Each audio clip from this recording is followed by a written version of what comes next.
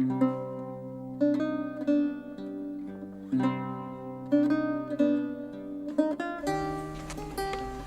then you read me one of your sonnets. And as I listened, I looked at you, and the beginnings of a play began to stir.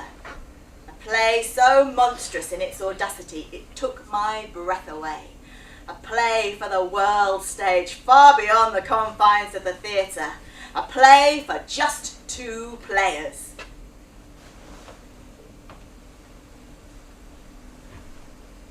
I think, Will lad, you and I can do business together. And so we were wed. A very small occasion. Small church, small priest, small number of guests gathered together in a small bustle of haste. Everything small but me. You took me for your lawfully wedded wife, together with my small dowry of £6, 13 shillings and 4p, and my bed and all its contents. This very bed. How you would have laughed at the reading of the will.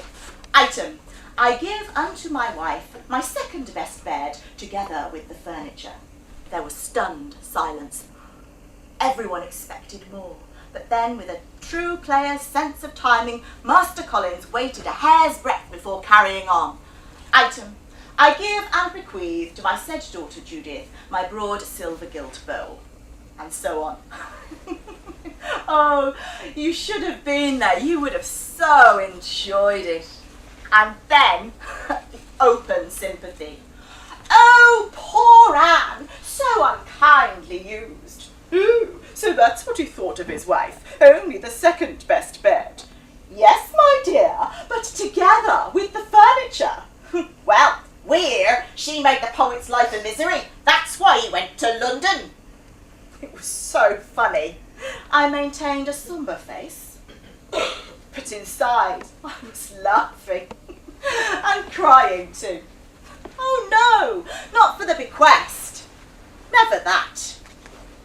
You never used me unkindly in all our years together. But I will. Did I use you so?